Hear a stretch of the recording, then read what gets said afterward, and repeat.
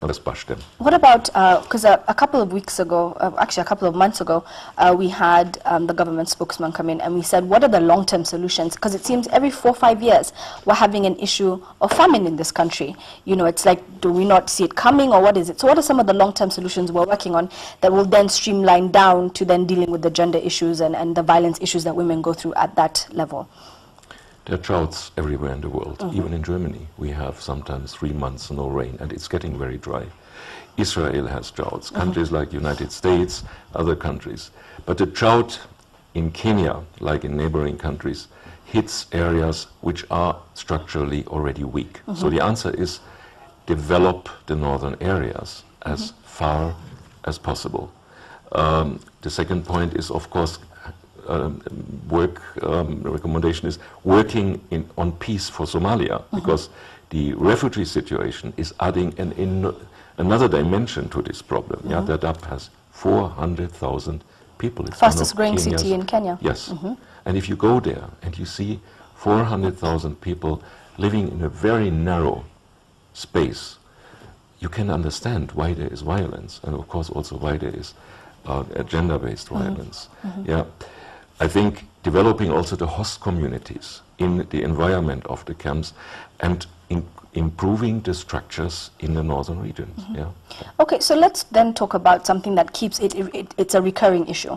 Is that about these refugees coming into urban centers? Or how is it that we then finally deal with this problem as Kenya, or get Kenyans aware of what's happening in the camps? Because like I've always said, you're either one of two things. You're either a patriot or a humanitarian.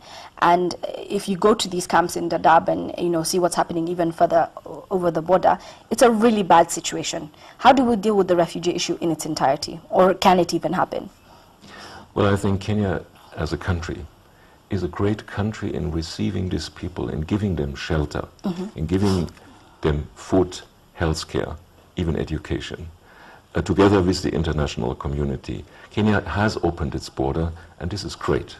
But of course, we must make sure, the country must make sure, that the areas where refugees are settling, be it in northeastern or be it in urban areas, have an adequate infrastructure. It can't be that a hospital in a camp is much better equipped than the district hospital of the host community. And I know that government and the development partners are working on this, really to help the host communities to be on an equal standard, to make sure, of course, that the refugees receive their basic commodities. Altogether, to repeat this once again, is saying Kenya is doing great in receiving refugees. On the other side, there are no solutions but political solutions. There is need for the peace, to accelerate the peace process in Somalia. There is only one way to solve the refugee crisis: having the refugees traveling home peacefully and in safety. Okay.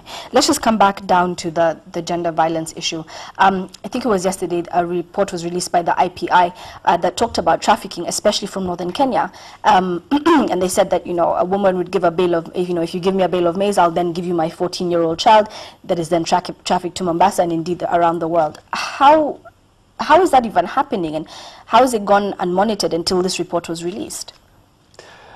Well, I don't have data on the magnitude of trafficking, and it will be interesting to read this, to study this report as to its dimensions. But what we of course know is that a mother having a baby severely malnourished, desperate for food for her child, would do anything, to get food for this child. I think it's a terrible thing for a mother to traffic, to sell her child. Yes. Her child. And how bad must the situation be that a mother does that? And I think every mother and every father loves their children. Yeah, it's a really bad situation. Before we wrap up, a couple of things. The perpetrators of this violence, and let's tie that into the aid workers, because as I was doing my research, they said a lot of the perpetrators are aid workers. They're also people who are ferrying the food down, that I can give you a bale of maize if you give me a sexual favor or whatever. How are we dealing with that situation in terms of the penalties of of the violence especially in that area, because if you go and report it in an urban area, it's, I think, a lot better dealt with than in an area where it's famine stricken, and it's a catch-22. You either get your food or you don't get your food and you don't feed your family. So how are we training aid workers, number one, and who are some of the perpetrators of this violence? It's really a catch-22. It's very difficult because the aid worker has power. But I would really contradict that aid workers in general are committing. Not in general, yes. This is not the case. And we work with organizations like AMREF. We work with the churches like CHAC, like the Catholic Secretariat and the Supreme Council of Muslims. These are very honorable people who take care that the people they deploy out in the field are people you can entrust this power and this responsibility. But of course the authorities, it's a crime. And the authorities have to follow that and have to bring those people to justice. The structures, again, are weak. Police, judiciary, they are very weak in this area, and this compounds the problem. What can then you and I, as normal Kenyans or as normal citizens, do to this issue? Because then the first thing in my mind is, so do I not then send food because it's not actually going to get to the person it's supposed to get to? How can I help as a normal, everyday Kenyan? I think Kenyans have helped, and they should continue to help in this way. Kenyan pay taxes, and government does a lot with this money. I really am a witness of that. Development partners are joining in. I think we need to keep this on the agenda, and I think your station and others, it's very important that to understand this drought is not over even if it starts raining now.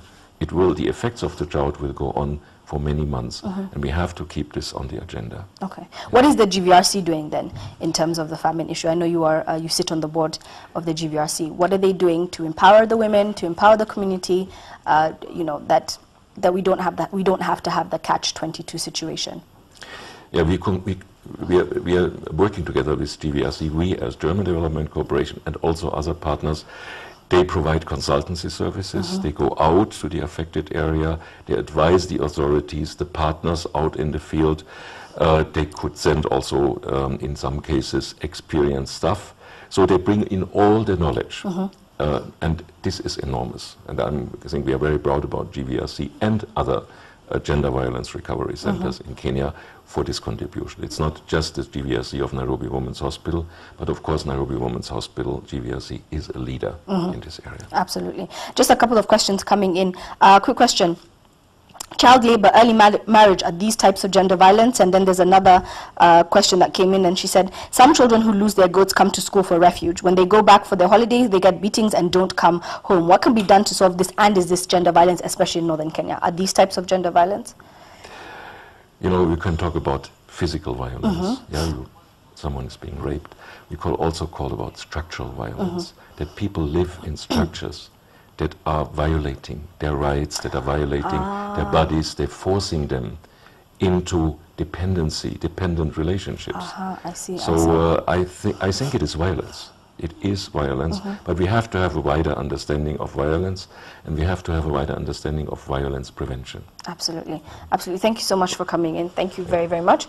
I couldn't have said it better myself, and Northern Kenya is such a tricky situation when it comes to gender violence, but a lot of the SMSs that are coming in, and a lot of, I'll just put a blanket statement that a lot of the questions you are asking is gender violence, especially in Northern Kenya. And you'll see, like with early marriages and FGM, it is a cultural issue. So let's go out and let's keep talking about this issue. And when you have dialogue, you have people that will change. You'll have a generation of change and a generation who just says no to gender violence. But keep sending out your packets of maize to these areas, because at the end of the day, we all love our fellow human beings. So let's find a way to help them at the end of the day. We'll be right back.